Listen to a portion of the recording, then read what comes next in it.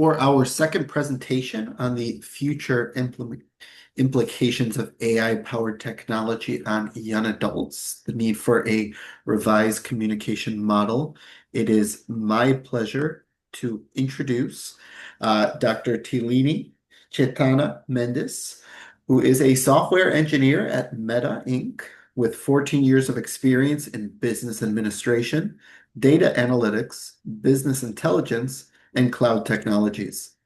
A doctor of business administration and active community volunteer, she is also a proud Sri Lankan and a mother of 3 daughters, balancing career and compassion. Fantastic. So, Dr. Mendes, whenever you are ready, the floor is yours. Thank you very much, Thomas. Very good evening to all of you.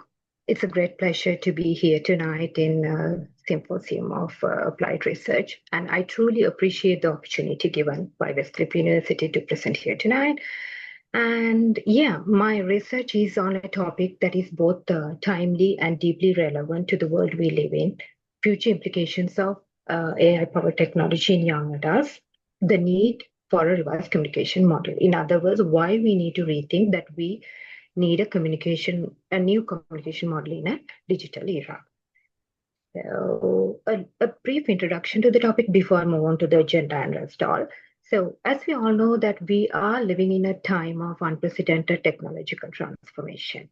So artificial intelligence is not only reshaping industries and economies, it's also influencing how we think, how we interact, how we communicate, and how we build relationships.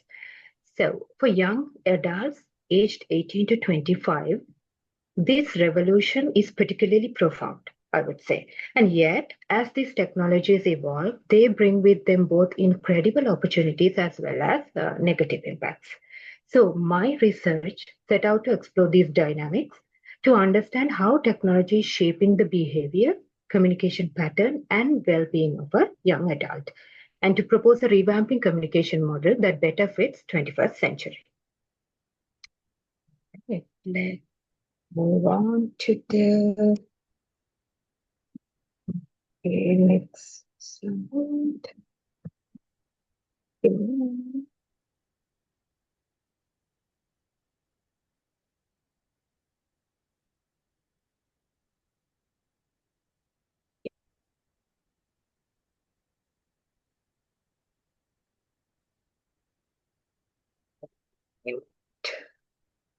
Sorry for the interruption though. So tonight what I'm going to talk about is the research objectives, why I decided to go for this research, and then the background and the methodology, like what is the revamping technology that I use, target population instruments and research questions, data analysis portion.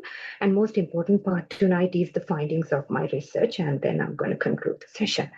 So a little bit of a background to myself. I think I can skip this part because Thomas already came up with the introduction to myself. The most important part over here is I'm a mother of 3 wonderful daughters. So yes, that's what it is. And yeah, I have a publication and I have few awards that I got, President's Award and Student Services Award while I'm doing MBA, and while I'm doing DBA, I got magna cum laude and got entered as an inductee in Kappa Eta Epsilon Honor Society. And currently, I am a data engineer, software engineer for Meta, formerly known as Facebook. Right. So the main part, research objectives. So the core objectives of my study were threefolded. First one, to examine the potential positive and negative impacts of AI-powered technology on young adults, particularly how they communicate, learn, and live. So they are digital natives, no doubt about that. So the first generation to grow up entirely surrounded by smart devices, AI-driven platforms, as well as online communication tools. Secondly, to propose a revised communication framework that better captures the complexities of digital interaction today. Thirdly, and lastly, I'm going to talk about the develop strategies that support healthier technology habits, promote digital literacy, and encourage balanced use of technology in everyday life. We wanted to understand not only how technology influences behavior now, but also how it may affect or it may shape the future. So it can be your workplace, it can be your education like your university, it can be your college, higher education place, or else it can be your society, your community, your neighborhood, your family. So, in a larger scale. And the background to my research is like, as we all witness today, technology has revolutionized every part of human lives, especially the young adults' lives who are in 18 to 25. From how they study, how they work, how they think, how they connect socially. So, the rise of smartphones, social trends, social media, AI assistance means that information is just a click away. So this shift became even more significant during the COVID-19 pandemic. I know when I talk about COVID-19 right now, we are in 2025, but when I did my research, it was like back then in 2022, I started that. So that's where I had to talk about all these elements, COVID-19. And when remote learning and digital collaboration became essential, so the traditional communication model, such as Berlo's communication model, that's the next step what I'm going to talk about. That's the obsolete, very old communication model which I picked for my research. And that was 1960, I would say, and were not designed for this kind of environment. So what happened was like they don't fully account for the speed, inactivity, and multi-channel nature of today's digital communication. As we all know, young adults now expect like they want real-time responses, they want collaborate exchanges, and they want feedback loops. So that is why revisiting or reimagining the communication framework is so important, both for educational and professional context. For the methodology, as I said, it's Berlo's SMCR communication model, which is this one. So now we identified we have a problem, and then we knew that, okay, this is the background to that problem, and now it's time to address the questions. Okay, my study proposed a modernized approach to Berlo's communication model, which is stands for Source Message Channel and Receiver, SMCR. So while this model remains foundational, its linear structure does not reflect the dynamic, multi-directional nature of communication today.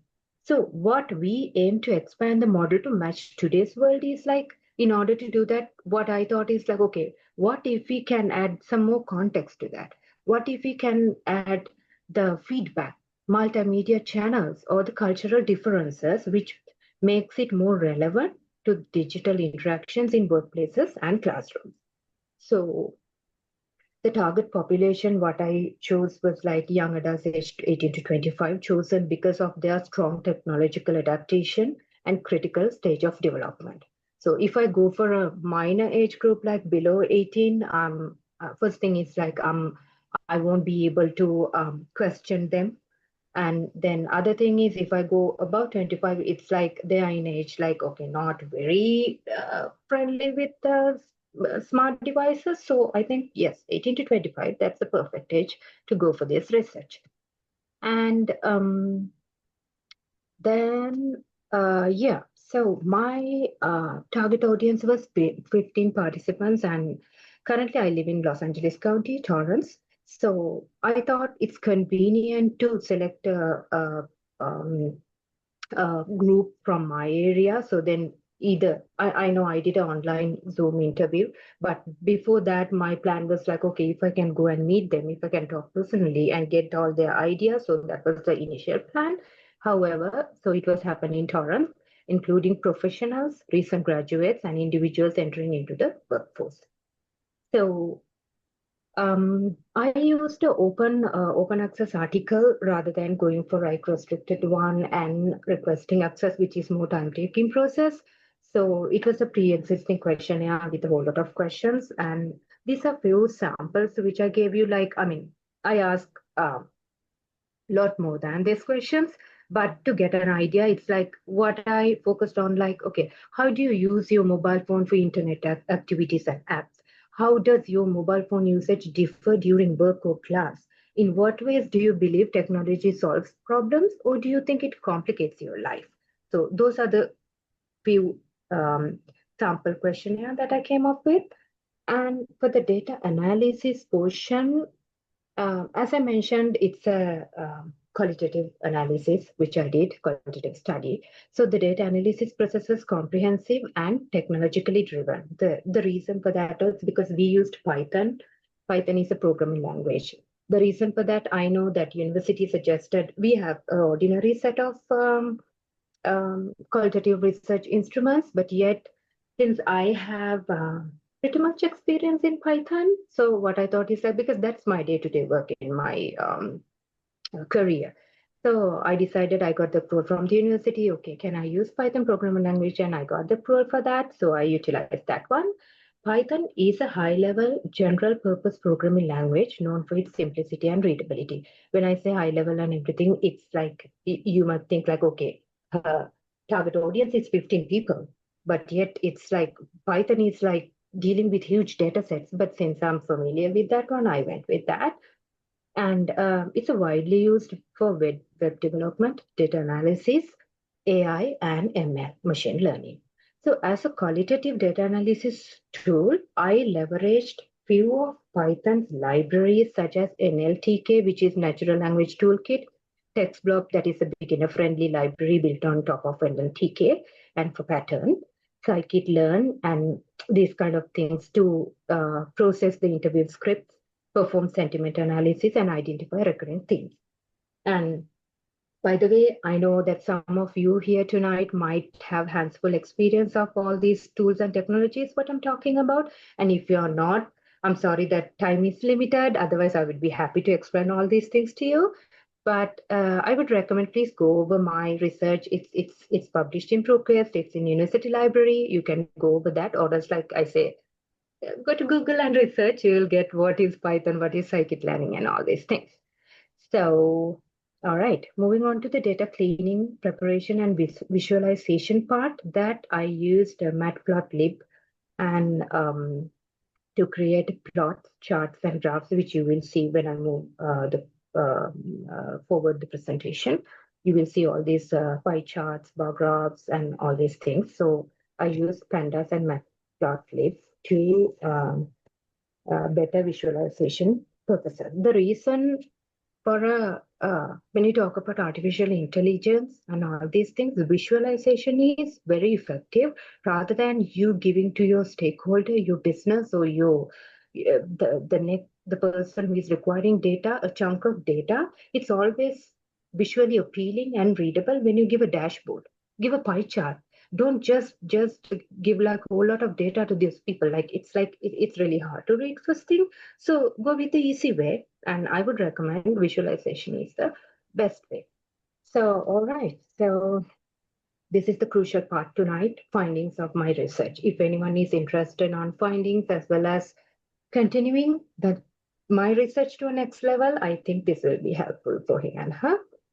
So the findings from this study reveal a complex picture, one that highlights both the power and the pitfalls of technology in young adult slides. So the first chart, as you see, this lists the top 20 purposes for the 15 participants using their AI-powered devices. Each purpose is represented by a bar, and the length of the bar indicates the number of participants who mentioned that the particular usage. And the most frequent mentioned usage purposes are consistent across all these 15 participants. So as an example, sending emails, browsing internet, GPS, listening to music. So these are the ones like the bar is fully extended, you use it that one. So that's where all participants use their devices for these purposes. And second one, I know it's too colorful, but it's a pie chart. So this pie chart illustrates the preferred communication devices among 15 participants based on their responses during the Zoom interview. So as you see, phones and laptops emerge as the most essential tool, valued for their portability, versatility, and reliability. So these devices are deeply embedded in daily routines, as they mentioned, from work to study and to the social interactions. So third one, what I have here is a bar chart illustrates the impact of device usage on work for the top 20 purposes as reported by the 15 participants. So here each bar represents a specific purpose and the height indicates the frequency with which participants perceive the purpose as a positive impact to their work. So it seems that technology significantly enhances productivity and multitasking capabilities. So out of this bar chart, what I decided is, oh, okay, AI-powered technology has a positive impact. I mean, what I thought is like, okay, there are implications, there are good and bad, but my main intention was like finding a lot of negative things. But this whole image itself is proving that it has positive impacts to a certain level. So the next one is a stacked bar chart representing the positive and negative attitudes towards technology among 15 participants. So over here, you will see, depending on their responses, the most frequent concern was dependency. So what majority out of this 15 people was like, what if I do if I lose my phone? I don't know. What can I do without GPS? So so it's a dependency problem. So many participants felt they had become overly reliant on technology, sometimes at the expenses of critical thinking, social skills, and physical health.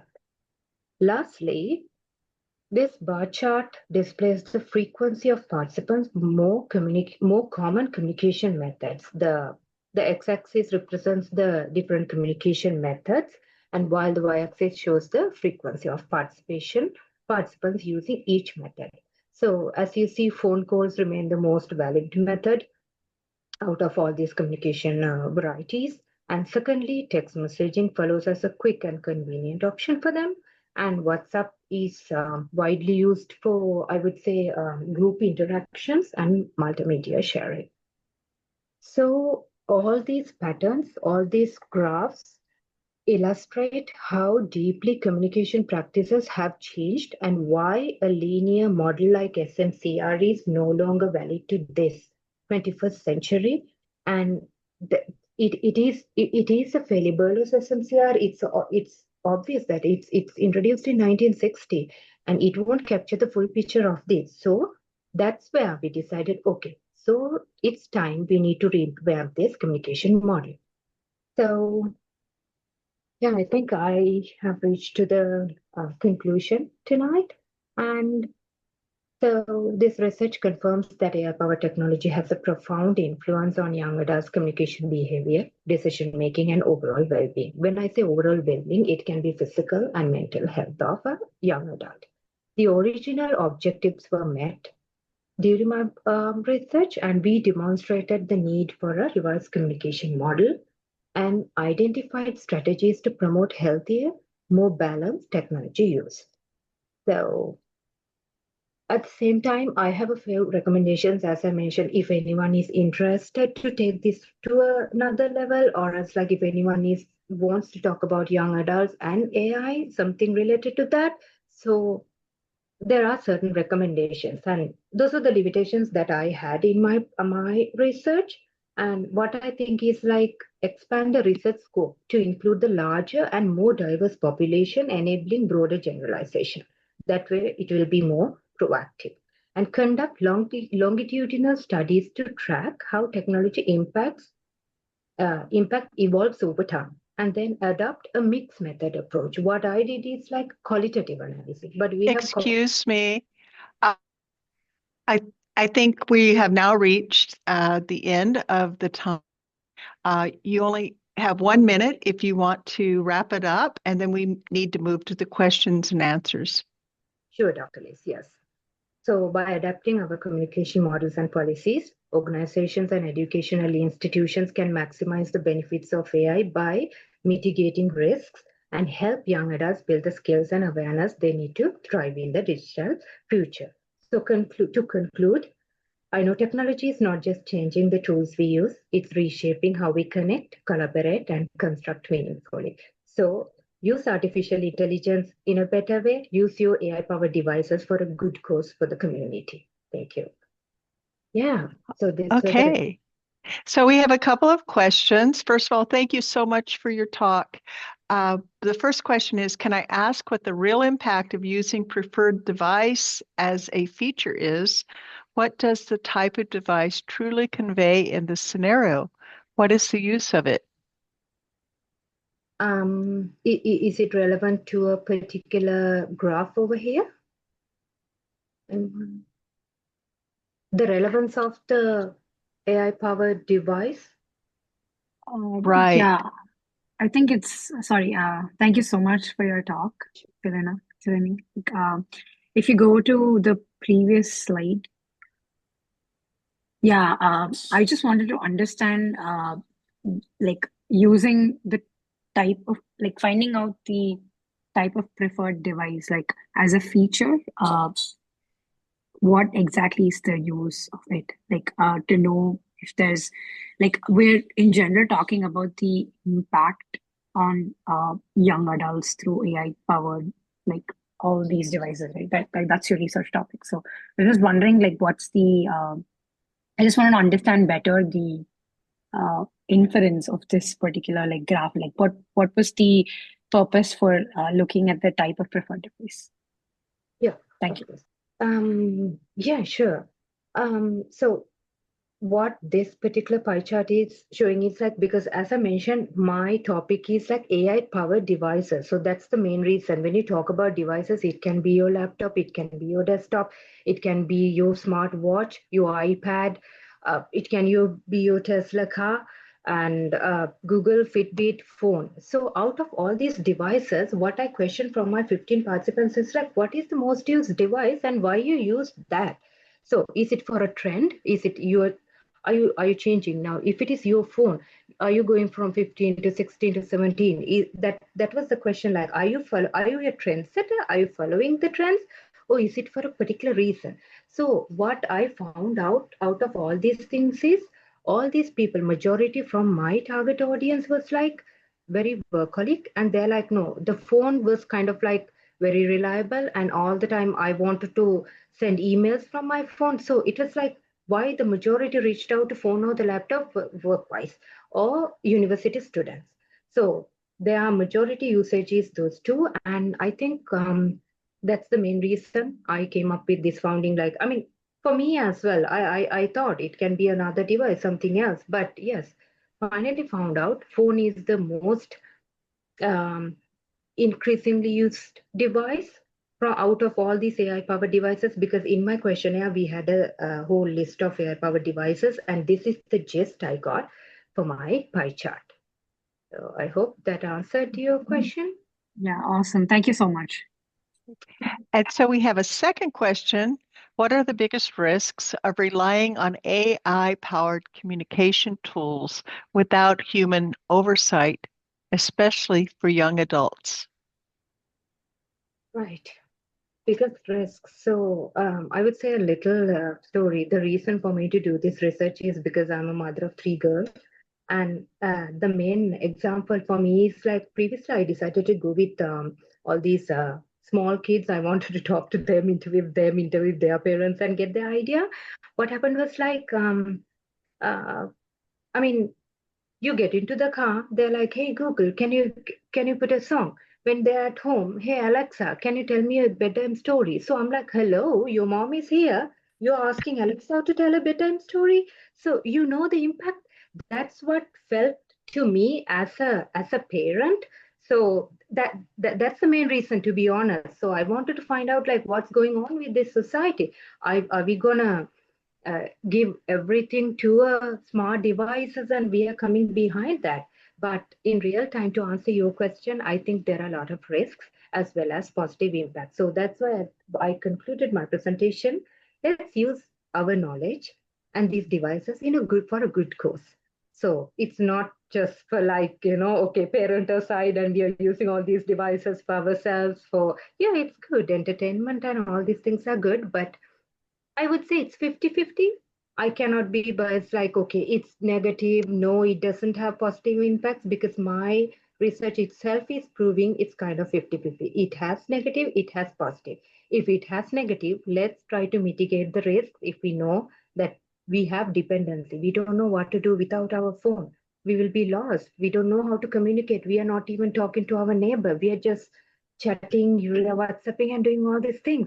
So, isn't that a negative impact at the end of the day? So, that's what I believe. But again, yes, it's a 50-50 thing. It has risk, it has good things.